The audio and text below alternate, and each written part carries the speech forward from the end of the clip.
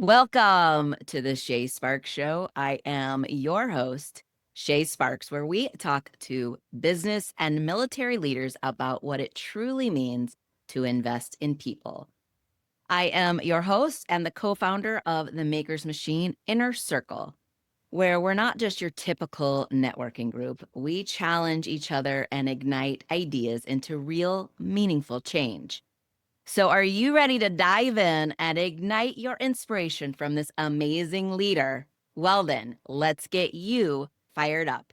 My guest today is the amazing Dominic Licata. Welcome to the show, Dominic. Thank you. Thank you. Amazing.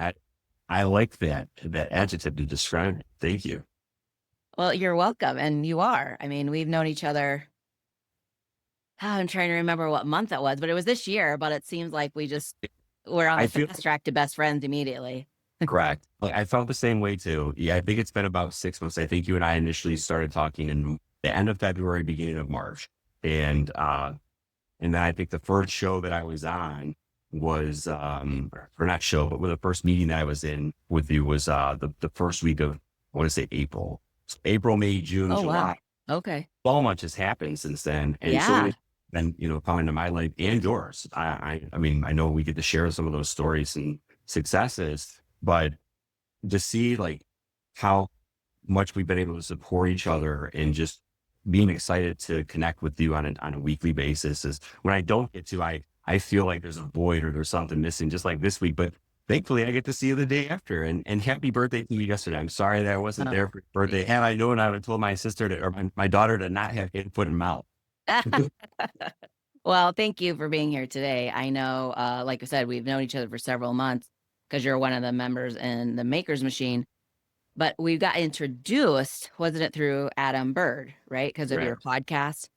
And Adam is one of my co-founders in the Maker's Machine Inner Circle. And I just want to, I can't wait to dive in and share your story, but I just want to say what a joy it has been to grow with you through the process of our weekly meetings, our sessions, and um, to just really watch you blossom. Well, thank And you. so thank you for allowing me It's, to it's share so, your story. I say it's so interesting to see too, because part of that is that when you go into a group like that, you really don't know what to expect. And the thing that I kind of saw was, where do I fit in it first? And then to hear other people's successes and other people's triumphs too. I mean, there was a period there where Adam Peters was really struggling, right? And now look at it. And it was like, we knew what it was. We knew he was getting ready to level up. And we tried to show him that, like, but it took for him to actually go through that to see where he's at today. And to see you too, like, I thought like I thought you were so put together that you couldn't be helped through our team. Yet I see growth in you every day. Every time I see you on camera, the way that you speak, the way that you carry yourself, the charisma that you have, it's pretty outspoken. Oh, well, thank you. Thank you so much.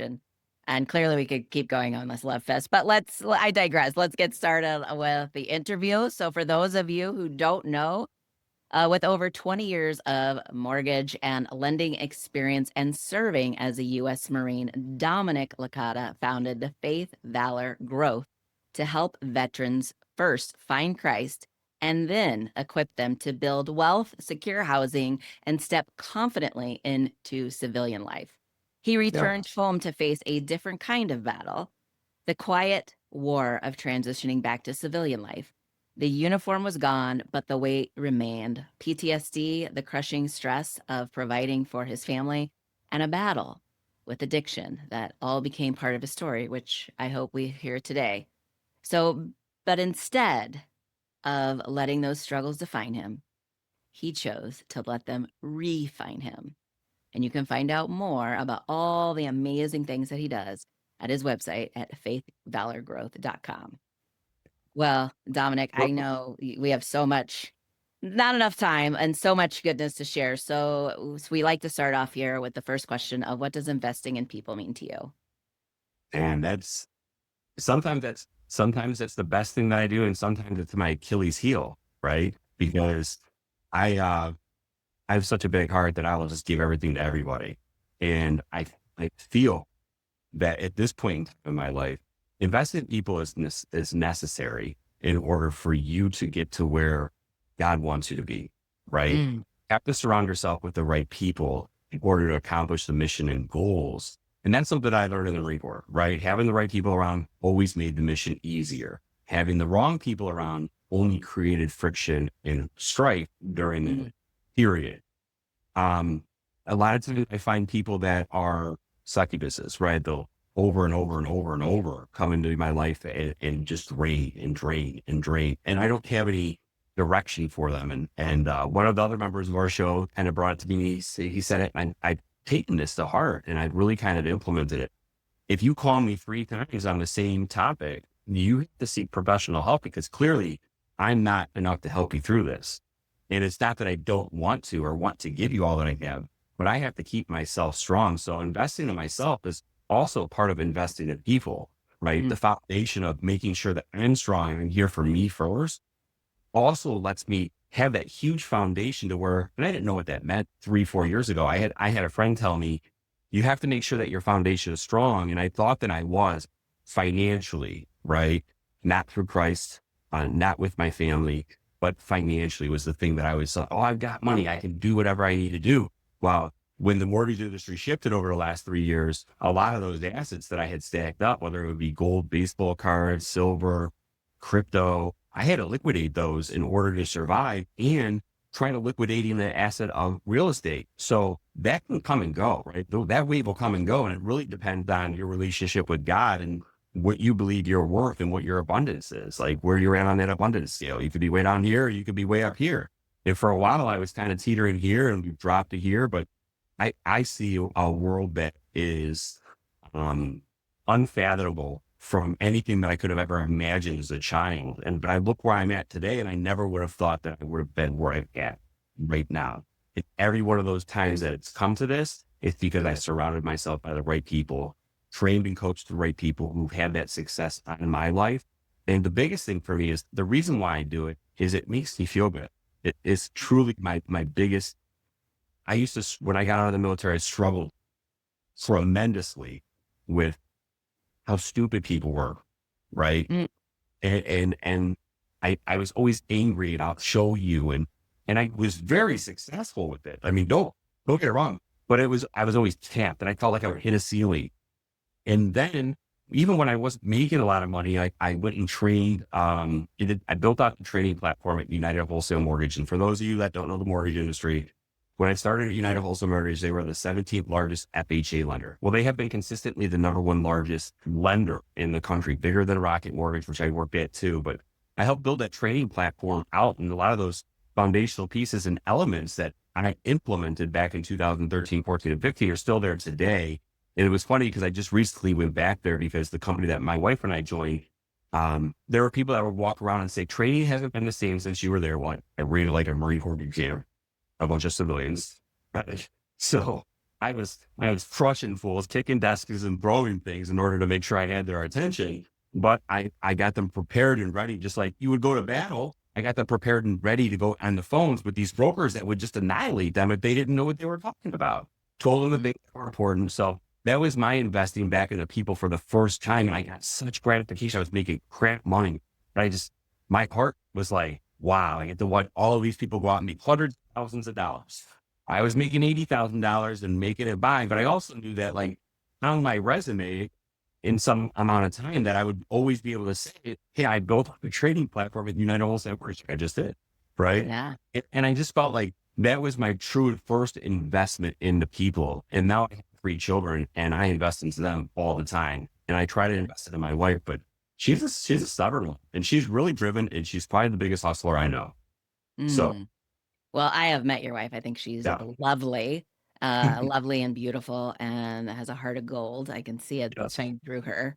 Number one. Number two, I just really want to reiterate what you said for our audience because this is such a key component and I'm so glad that you brought it up. You invest in yourself first so that you can then invest in others from the overflow Right. rather than the lack Right. of what you don't have. Yeah. And I love that you were able to really give back, even though, I mean, technically it's a job, but you were able to.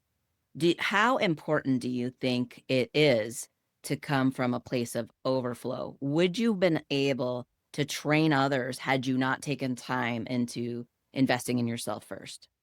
Mm, yes, but it's more short lived and it's not as impactful, right? So you can build those things and you can put that out there, but there's something with the component of not having any needs and wants or being fulfilled in life, and then being able to get back at that point, than to have scarcity and fear and anxiety and trying to get back at that point. Because those people are still feeling those emotions of scarcity, fear, and anxiety from you, even though those aren't the words that you're seeing. So therefore, there's a mixed message coming across and they don't understand why. Mm, I love that. So when you try to give and you haven't filled your own cup up first, so to speak, right? You haven't put that mask on, like on the airplane first, then you're still putting off an energy, a vibe of Your work. scarcity, Yeah, of your word. fear. Yep, exactly. Yeah. Wow, that is so keen.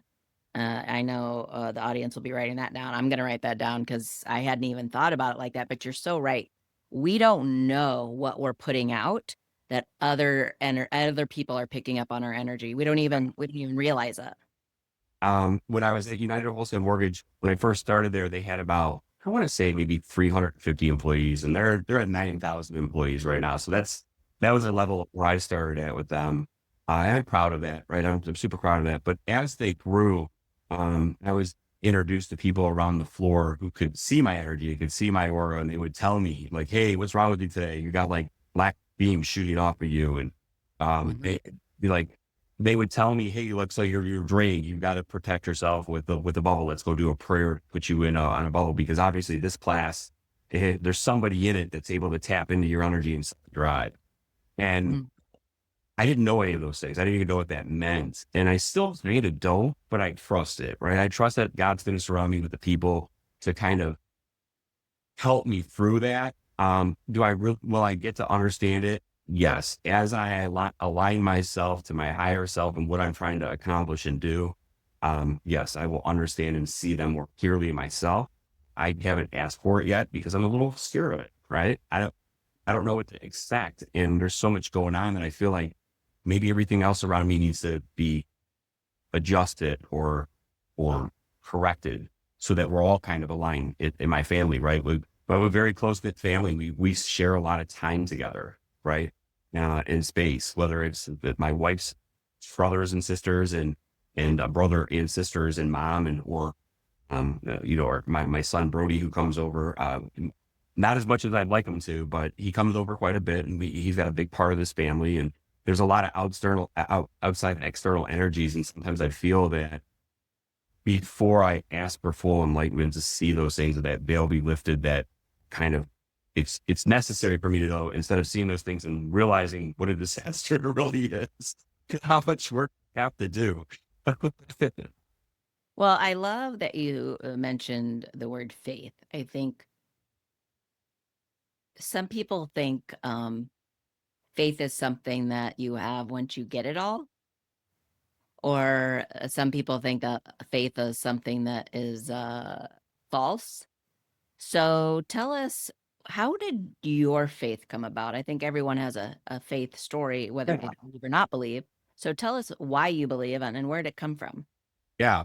So, um, it starts like I grew up in a Catholic and Lutheran church, so I would spend time on both sides of the fence. And when I was 14, I found my mom was having an affair with the pastor of our church. So it really disrupted my connection with God, and I had to denounce it. I went to when I was in the Marine Corps. I even like explored other religions, Mormon. I was finalized my confirmation in the Catholic faith while I was there, but I was also going through a divorce, which is supposed to be more of like a contract marriage because of the trauma that I had suffered. I didn't want to be in the barracks anymore. Um, and as I moved along, I always knew there was a God. I never doubted that, right? And I just always thought, well, I'm not a bad person, so whatever, right? And when I started to um, see things like there were a couple times, one time I tried to take my life, and my now wife intervened and stopped the whole process from happening, like halfway through. And I didn't see that as anything other than somebody loved me for the first time for who I was, because right after that I had to like lay it out there. So I was like, if I told you who I was, you'd be gone. She was like, trying. She's still here today. Right. Wow. The other thing that there's two other things that happened, and I only noticed that looking back at that time, I didn't see it. The first one was, uh, I was working out in Arizona, and I had put everything into a business, and just nothing was culminating into fruition. It was a disaster. And I knew that it was the end. And my wife, I wanted to show my wife more love, and I got let go from the job. And then I found out my wife was pregnant. I was like, of course, the last time I had a child, my now ex-wife was, it was right when the mortgage industry collapsed, and I went from making $25,000 a month to nothing, to zero.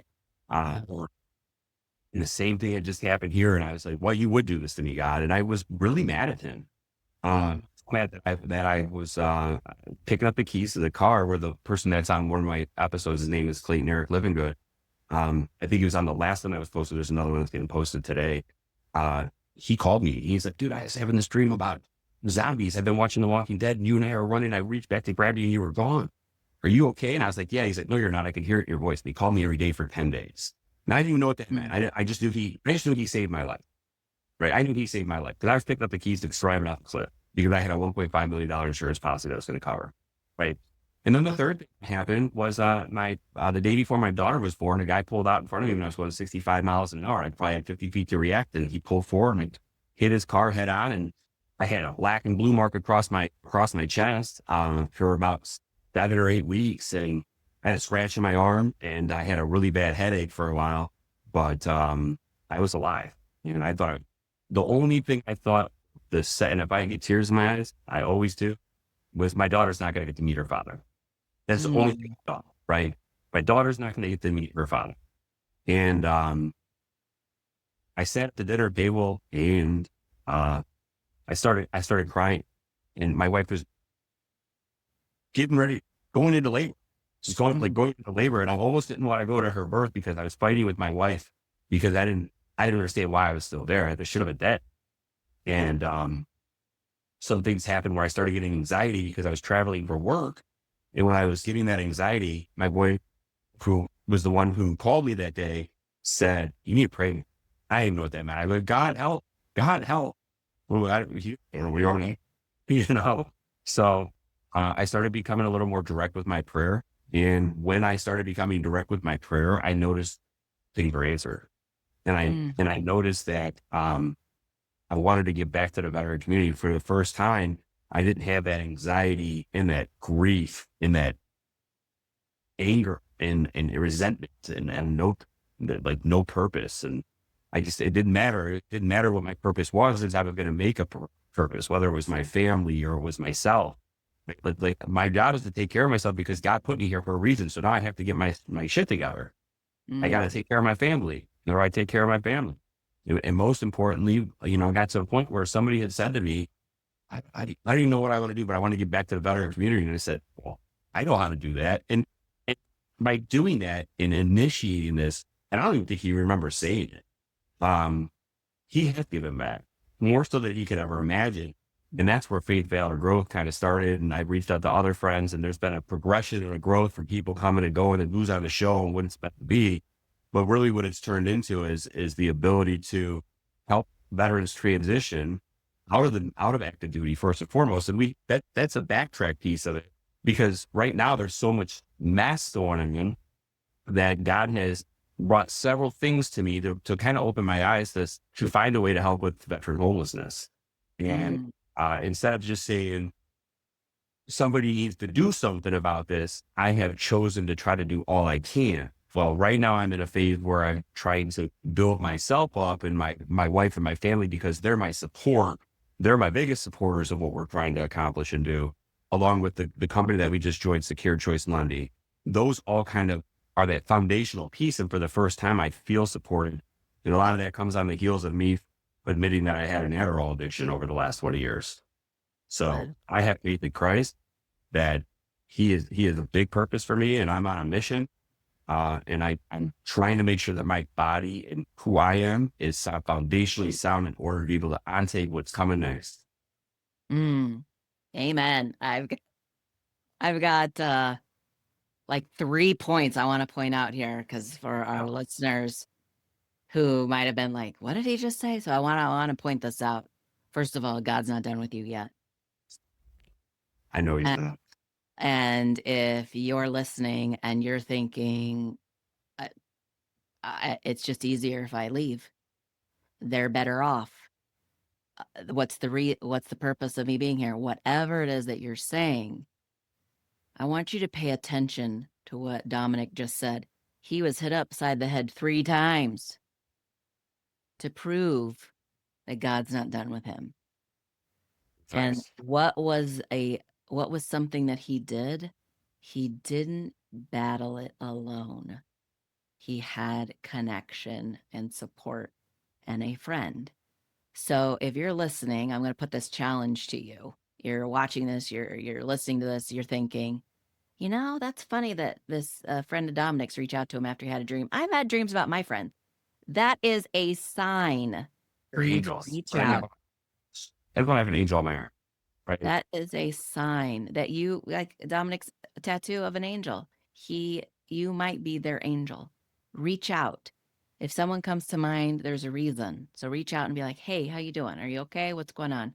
Do you need anything? Can I help you? I don't care if you haven't talked to them in 20, 30 That's years. They've popped into your mind for a reason. prayer. Gosh. Well, Dominic, I love your story. And this is a perfect time to take a quick shout out break. But I just want to say that I'm personally am glad that God's not done with you. And the work that I know that you do, and then we're going to get a little bit more into that. But the purpose, I believe, is still unfolding for you. And you are just a testament of what a little tiny, and the scripture says, mustard seed of faith will do. So, yeah, I love this. I love this. So I got to do a quick shout out to the Makers Machine Inner Circle. We are a inner circle of entrepreneurs and creators who are purpose driven. And purpose means literally, what are you designed to do? What difference are you designed to make in the world? We come together on a weekly call, and what we do is we celebrate each other's wins, we hold each other's feet to the fire for accountability, and we mastermind solutions to our biggest challenges. So if that is something that you would be interested in joining, or have more questions about, you're curious, you're like, hey, what is that? Would that even work for me? Let me know. Go to the ShāSparksShow.com and send me a message that says makers, and I will email you and we'll jump on a call. We'll talk about it, because you just never know. Could be just the answer of the prayer you've been looking for. Dominic, I want to dive into, so Faith Valor Growth. It is a podcast, and it is so much more than a podcast. Right. It's how it started. It started as a podcast. So can you explain how, once you took a step dipped your toe into one thing, doors opened into others, and that's why it's expanded into what it's expanded into? Yeah. Every time, every time. So, I mean, it started with me calling my, a co-host that I had on for half of the first season, and Jay and I are still really close. And, I talk to him probably on a monthly basis still. But he was the one who really got me started in that direction of, this has got to be more than just teaching veterans how to create wealth using their vehicle. And, we'd always started our conversations, or at least Chanel does, my wife, who takes applications for home loans. The first thing she asks every veteran is, first, how are you doing? Like, to hear like tonality, to make sure they're in a good place mentally. Right. And then There she assesses the situation. But the next question that she typically asks is, are you currently receiving VA disability or have you applied for it? And why? Well, in just a very short piece of what we do, um, if you apply for your VA disability, right before you apply for a home loan, that will backdate, and then you will get what's called your VA funding fee, or a fee that's tacked on to the loan amount, which could be, depending on if you've used it before. Let's say you buy a $300,000 house, could be up to $7,000 or $8,000. Wow. Some more, $9,000 or $10,000 if it's a subsequent use at 3.6%. So knowing that, Chanel is one who wants to try to help out every veteran more so than anybody. The only thing that she takes from me are all my 10% off discount, this, that, and the other, because I won't ask for them. But she's like, he's a veteran. And there's one place where we get free food, and they're one of my favorite places, and I get my meal free, and I take advantage of that one. That's for sure. We tip the waiters and take care of them. They all know us because it's right around the corner from where we live. But what we started noticing is that there's like all of these other things that we should be doing for the veterans as they try to transition out. And like at some point, I want to be able to create a job market, and that's really where Faith Valor Growth came in. There's a whole ecosystem that we want to put together to where we're finding veterans who are looking to give back to the community, but create an asset that gives back to them residually and teach them how to do it along the way. Because there's some things that you have to learn in the curve, whether you want to get into real estate development or property management, that doesn't come over. And I can tell you that after working with you for a year, something that you want to do, it'll be really easy to tell if you want to either swing a hammer or you want to find the new people that are going to be coming into your property and then moving them out. And then we just base the plan based on where your financial situation is at from there and build it out. But that's the gravy. We want to make sure that people are ready for that. And the biggest part of it is bringing them back to Christ first, because Christ don't think they're possible, right? If you have a bunch of doubters and non-believers running around, my fear is that they bleed venom into the system, right? So they're doubting, they saying they don't have belief in it. Well, I'm testament that it's happened. This is how I've created wealth. That's why I wanted to give back. There were some things I would have done differently that I would have had exponential wealth. Instead of being worth a couple $1,000,000, it'd be worth $10 or $15 million at this point. But those are the mistakes that I made that I can look back and learn from them, but I've still created success in the process. So going back to the things that we believe, like when you get out of the service, like, where do you go? How do you do anything? How do you file? How do you apply for your Pell Grants? How do you go to school? How do you fill out a resume? Where do you find a job? What does your skill set actually translate into the civilian world, other than going through a TAPS or whatever the class is called these days, that I felt is just so rudimentary at best. I mean, that's being polite. I just felt like it's a complete disconnect. I didn't even know what a VA home loan was when I came out. I thought that they were going to give me money. When I went to college, I didn't get my Pell Grant right away. So, or my GI Bill. So like they're getting counted for payment, and I get paid a month after. And I know some of those things have changed with post 9/11 GI Bill, but you don't know those things. You don't know how to apply for them. And then I really like the bigger piece of it is I've met posthumous family members of the service member, and their children they're 100% disabled. The veteran was, and their children are eligible for schooling, for free schooling, and they don't even know. Like, one of them called me, and this young girl, she was 19 years old, and the veteran had just passed away. She had dropped out of school, and she was fighting with her grandmother, who was upset that her father had passed away in itself. Right, there's a lot of going on there, and her grandma was fighting with her about paying the school, and I'm like, why are you paying the school? You should be getting free school.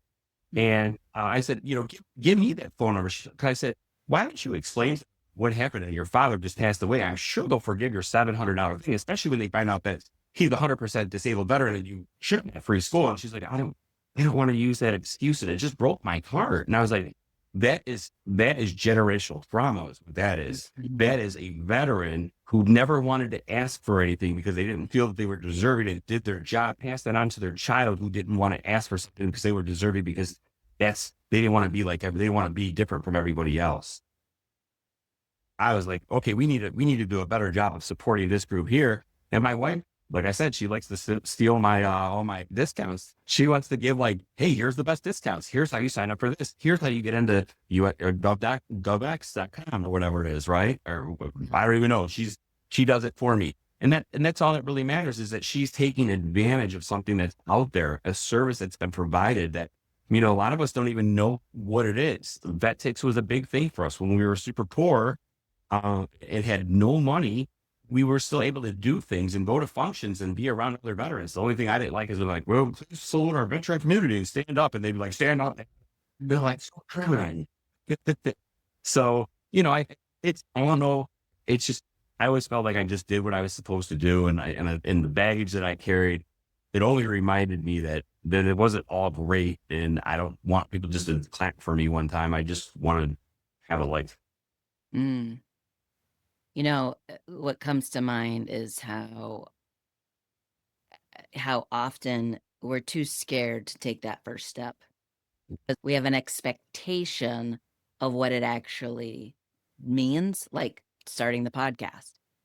And because of what you just explained, and because I know you and know your story, it was just the literally the key going in the door and turning. Once you started it, it's been like door after door opening, because like you said, people find out who you are and they're like, let me call him and see if he can help me do this. Yeah. And I got chills just talking about it. And then you become, I'm going to tear up. Then you become the purpose in someone else's life as well as your own, because you're fulfilling your purpose by being of service to someone else, but Right. you're actually serving purpose for them. And it's just, that's to me is when the magic really happens. And part of the reason, of the many reasons I really wanted to create the Makers Machine Inner Circle, because I found that networking events, you don't get that. Right. And with us, it's like, no, here's the thing. We are, first of all, we have values that we go by, which is generosity, open-mindedness, open-heartedness, investing in people, and fun. I mean, right? We got to have fun in there as well. And when you come from a place of talking about what difference do you make, and you can name, you personally, Dominic, could name hundreds of people of differences that you've made. I know that about you. And what I found is when you're meeting someone for the first time in a networking event, all you're doing is handing a business card and swapping 30-second pitches. You lose that human interaction. And this is why what we've created is so important, because it's about, no, really, I may have just met you for, an hour on this call and you said maybe 3 sentences, but you know what? I feel like let's connect, let's talk, because there might be some similarities. And just to be, what you gave this woman, this 19-year-old, was a gift, to be seen, to be heard, and to be understood. Mm-hmm. And that's what I wanted to create inside the Inner Circle, was really to have everyone feel that way and to belong. Doesn't matter Yeah. your background, you belong here. How can we help you and support you to move forward? So what has been your big takeaway? What difference has it, being a part of the Makers Machine Inner Circle, made in your life? The biggest difference that it's made is that I don't feel alone, right? For all that I do and all that I put into the podcast, and I do it a little differently. Some of the guys are in the group. All of us are podcasters. That's the right. We can all start with that. So there was a lot of things that I didn't understand about podcasting from a lot of different angles. There are gentlemen that spend a lot more time in putting their posts together and then trying to promote them than I have time to do, and I would love to do that. But just the basics of understanding how that worked, because now it's shared with me and I can see the success from it. And then I can see where people have their struggles and how long it's taken them to kind of work through them and where their hangups were. So there's a formula there that for success for all of us. And it might be a little bit different mixture, but at least the sequence of how it needs to happen, right? Like baking a cake, you start this process. You don't put the eggs into the powder and then break the eggs, or break the eggs before you put it in the oven. There's a whole step process. And sometimes we get out of sequence and we don't even know it, especially with something new like a podcast, right? Trying to put the cart before the horse. But people having that experience and people having their emotions on full display, whether it's a great week that they're having, the success stories, or the trials and tribulations that are holding them back, it allows you to humanize yourself along with them. And these are people that I've grown to have great relationships with. I've been on almost everybody else's podcast too, which I love, right? And now I'm starting to reach out and have them on my podcast because mine has gotten to a spot where it's still outward. What they're doing coexists or aligns with what I'm doing, or the services that they provide or do are beneficial to my company. So, and I may just have to make the connection of the person who's working on my social media reaches out to Adam Peters because he's got this really awesome AI feature built out. Like, how awesome is never had been. So to be in a circle with somebody who's that smart and intelligent and build something like that, but then also we give back to him. Well, I don't think he realizes how valuable what he has is. And we're all like, dude, stop stopping yourself short. And I think that I get that same thing back too, where I feel very supported and people understand what my mission is. And they reach out to me and they make sure I'm okay. Whether it's Trevor or, J-Mac, those guys are always like, they're hitting me up right at the time I need them most, right? I had just checking in on you. And I'm like, man, how did you know I was struggling today? But you kind of get that connection because you've allowed that connection to happen. So you feel those things and you've taught us, hey, if you think about that person, reach out to them. There's a reason for it. So, Trevor and I are super close. I got to reach out to him today. He's supposed to be finding me something on a personal level, right? He's into gym equipment. We got some gym equipment from Chanel's sister who's moving to Chicago, and her boyfriend had to get rid of this. And I was like, I'll take it. So it's the body sculpt stuff. It's super nice, brand new. I don't want just anybody putting it together. I want somebody from the company to come and put it together. And he said, I might know somebody. Let me see what I can do. And he put me in touch with the guy. I got to follow up with them. But those are the types of things that we find ourselves helping each other with because we want to get back to each other because we see where those benefits are, put those people in front of another. Another thing that Trevor did, put me in touch with a group that, we bought mailers from. We're getting 100 phone calls in from these mailers on a monthly basis. We've got like 12 or 13 applications that just kind of hit over the past week and a half. That's a lot of new business for us. That's exciting because that's going to give us the financial support that we need in order to build out the podcast, to pay for the things that we need to pay to. Because let's face it, running a podcast is either very time consuming or it's very expensive. There's really no in between. I just want to hit on something that you said. It's supporting each other isn't about throwing money at each other. No. It's about literally going, hey, this is what I have. Maybe I can share it with you. And that might be just a connection. And again, I feel like that was another one of the many reasons that I wanted to instill into our group is that if you know someone that you think would be a benefit for another person to know, like connect them. Even if you barely know them, do it anyway, because they'll both be honored that you thought of them. And I think that's, again, different than people go to networking events a lot of times and pay hundreds, sometimes even thousands, sometimes hundreds of thousands of dollars for networking events. And they're like, oh, I got all these referrals. It's like, okay, great. So you got all these referrals. But where is the purpose coming in? Where is that human interaction coming in? What does that actually mean in dollars? You got a referral, but now what? Right. Where's the actual connection, right? Just because, and that's what we try to do with when we meet these people through our leads. We find the people that align with us more. So we are going to create clients for life and have, conversations. Like one of the gentlemen that we spoke with yesterday, he's got a couple of investment properties over in Tempe, Arizona. Well, hey, I do a lot of investment stuff. So he's like, well, I actually have a property free and clear that I want to take some cash out on it. Okay, what are you going to do with the cash? Well, I'd like to do some repairs and buy another property. No. Yeah, I got some great ideas for you now, right? Yeah. So and that's where we would just because we have a referral or a lead doesn't necessarily mean that what they're calling about is exactly what you're going to be doing business with them or what you're going to be able to offer them. It's a new human connection that's willing to reach out. It has an open ear for you, right? Yeah. They're calling you looking for advice. And in that, being able to portray that you're a professional and you have experience and you want to give back more than just earning a paycheck from them. And you're trying to earn it with service. It comes through. It's so vividly clear when people are like that and when people are just reading the script or looking for a paycheck. Yes. So we have talked about so much in this little bit of time. And again, like I said, we could talk for hours, and have.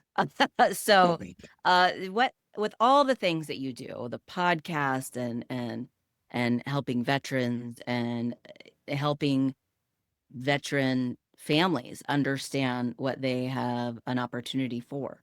Mhm. What would you say if you look at all of that? What would you want to be remembered for? What would be your legacy? I I want to create a a community type of environment that from active duty you move to that supports and helps veterans find exactly what they're trying to do in their purpose and helps them with utilizing the resources and the benefits that we're given. Right. And I don't know exactly how that's going to be, whether it's like a community that's a park building complex. Maybe we could do them in different cities. Maybe I've got a buddy of mine over in Quartzsite, Arizona, that's got 40 acres that he's looking to develop. I'd love to go to Camp Pendleton and 29 Palms and bring the veterans in from there as they're getting off active duty. It's a great truck stop. We could probably, with the acres that they have, probably go like a service stop for truckers and a hotel. Well, now I have to get jobs for those things as they transition out. We teach them how to buy property here and then whether they want to sell it or hold it and then rent it out, it's up to them. But we teach them along the way with those opportunities that they have, those who want it, right? Some people just want to go back home, live with mom and dad, go to school. Again, that's fine.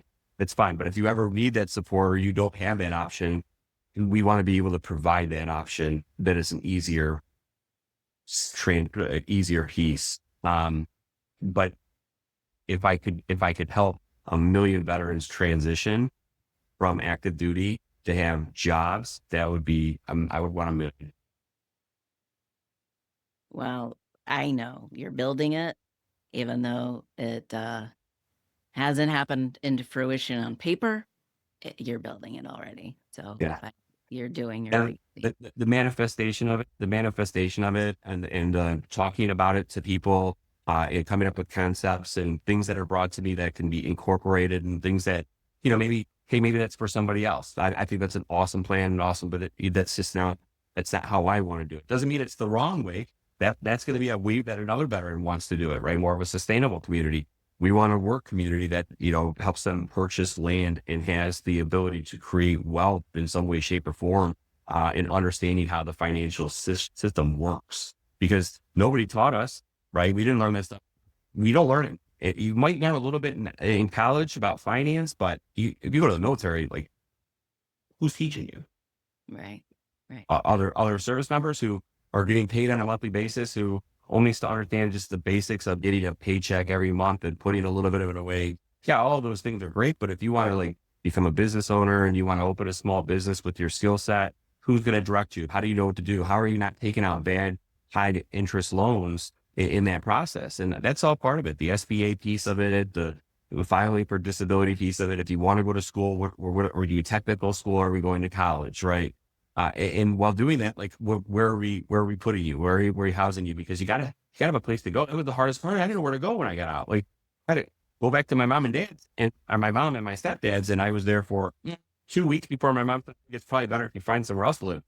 Well, yeah. I mean, I was now completely different from where I was at 17 years old, right? Like, I'd seen things and done things like, yeah, you're right. I probably shouldn't be here where you want me to be home by 10 and I can't bridge for us there.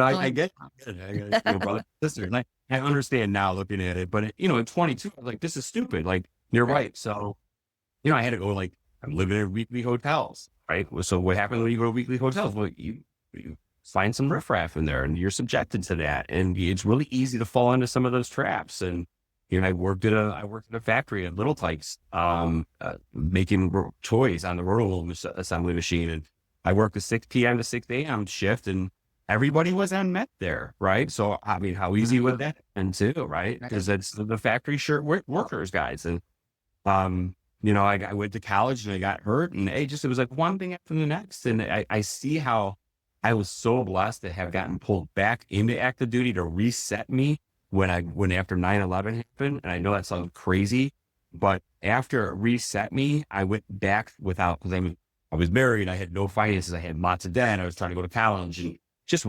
did not like myself. I was a habitual liar. I mean, there's so much to it because of what I had suffered from, that when I finally got the chance to reset, was able to stumble into the mortgage industry in here in Michigan, where there's a lot of mortgage industry between Rocket and United Wholesale Mortgage. I was at least able to find a little bit of, after some time, direction, purpose, and community, all of the things that I was missing. So how do we recreate that for the community as they're transitioning out? It's just so important for us to do that. And I know that a lot of us in the mastermind group are all focused on that. I know JMac is, I know Adam Peters is, and it's just a big piece of why, right? Because we were all so messed up for so long that it's like, hey, we kind of have a little bit of a formula here. It's all about enlightenment first and understanding the bigger purpose of what we're here for, and making ourselves and giving ourselves first, and then being able to give back to everybody else. And all three of us, whether you talk to Adam, JMac or myself, it just, you can see it. We had to find the purpose, the big man. You had to have your community. So we surround ourselves with veterans, and now it's still outside of the veteran community. And now we've got direction, and that's it. Yay. Yay. I love it. Love it. Love it. Love it. Purpose, community, direction. I love it. We have 2 more questions before we wrap up. I do want to know how people can connect with you, social media. I know we gave your website as your podcast. FaithValorGrowth.com is always the best way. You can also email me at faithvalorgrowth@gmail.com, or Dominic at Lux Lending, LuxElending, with Lux with an E. It's so funny that I bring that up, Lux Lending, right? So Lux is luxury, right? And the LUXE is the luxury. The LUX is like a measurement of light. And my son was in the state spelling bee, and he's always seen LUXE because we branded him that way. So when he got the spelling word of Lux, LUX, he spelled it LUXE, and was like, ended up being third in the state. And we felt so, it was like we brainwashed him and branded him, and he lost the LUXE. But yeah, luxlending.com.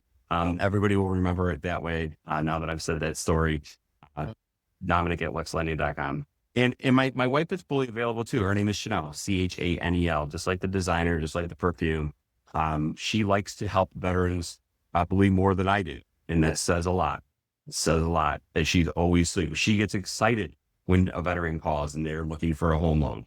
Why? Because she feels like everybody just does them a disservice and just looks like it's a dollar sign. She wants to literally find what's best, and it's got to make sense. And if it doesn't make sense, she'll explain exactly why in some of the other nuances. So those are the best ways to reach us. faithvalorgrowth@gmail.com, faithvalorgrowth.com will lead you to a link. Dominic, Dominic at luxlending.com, and Chanel, Chanel at luxlending.com. Well, and I will also give a shout out to your wife for just having such a heart for service and serving such a large community. Thank you for putting her out there as well. Yeah. If you guys want to connect with both of them, we'll have those in the show notes as well. Dominic, thank you. Thank you so much for sharing your wisdom with us, for sharing your time with us, and your amazing energy.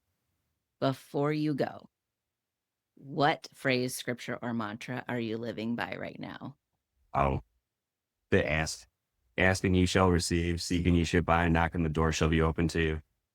That's it. I mean, it's so ironic because every time I do something or go somewhere, it comes up. And we live about an hour away from Frankenmuth, Michigan, which is a German community, and there's a huge Christmas store called Bronner's. A lot of people know about it, but it's huge. It's acres and acres of all Christmas stuff. And it's a very Lutheran, Christian-based community. And we went to the Catholic church up there, and we brought our kids. And of course, our kids were acting up. And rolling around the floors and screaming. But they weren't the only ones. All the other kids were doing it too. And it was a 5 to 7 minute homily, and it was the ASK acronym, asked and you shall receive, seek and you shall find, knock on the door for me open to. And it was, and I just kind of like tapped Chanel, and the pastor was like, he kind of went over one thing that was, they did a study where they had a heart surgeon, performed surgery on 60 patients, and 30 of them had people that prayed for them and 30 of them didn't. And the 30 that they prayed for had minimal complications and wrote fast recovery. And the ones that they didn't had complications like way below the average, right? And he's like, I think we should pray for each other. We probably need to do more praying. And I say that all the time. And my biggest joke with my wife is when we were in Greece, we went to Tinos, which is a very spiritual island. And my wife was praying for twin girls, and I was praying for anything but twin girls. I was, just as long as they have my wife's eyes, because my wife has these beautiful, beautiful big green eyes. I think they're big because they're so bright, but in retrospect, the shape of her eyes and her eyes. So my daughter was born on June 3rd, which makes her a Gemini, which means that she's a twin. So she got what she asked for. And then when I look at her eyes, she's got the exact same shape eyes as my wife, just my color. So God gave us exactly what we asked for. And I said, see, got to be more specific with our prayer. If you want, don't ask for a 2, don't just ask for a jet, ask for a 12-seat jet. Like I just making jokes it's kind of allowed us to kind of open up to where we ask for things together, or we pray together, or we manifest things together. We allow our son to do that as well. He's like, come on. We have a pool that needs to be redone because the liners starting to fall in. And I'm like, well, I want to build this out. Why can't I build a pool hall? And that means I have to connect the house to there, which means that I'm going to put a broom upstairs. And Dad is like, we could put a key room upstairs, boys and girls locker room downstairs. I was like, okay, done. We're going to do it. So he's like super excited that we're trying to incorporate his dreams and his manifestations in with ours. And I feel like when all of those things happen and he's praying and thinking about those things, that's how they come into existence. It's more than one person. It's a whole family, a whole team all praying for the same thing. I love that. Well done. Thank you. Thank you so much for being here and for sharing that story of the power of ask. Yeah. Thank you for joining us on the Shā Sparks Show. If Dominic's wonderful wisdom lit a spark in you, I mean, how could it not? Because think about it. He said, ask, seek, knock. He said that God knocked on him 3 times and said, I'm not done with you yet, buddy. And he also said, power of 3. He also said he had to find his purpose, his community, and then his direction. So speaking of community, maybe this is the community for you. But before I tell you about the community, let me just say, if you are inspired by just a little bit about Dominic's story, because how could you not? There's so much goodness in it. And you think, oh my gosh, I know the exact person I want to send this to. Please share this with that one person, because we know that meaningful changes happen with one conversation.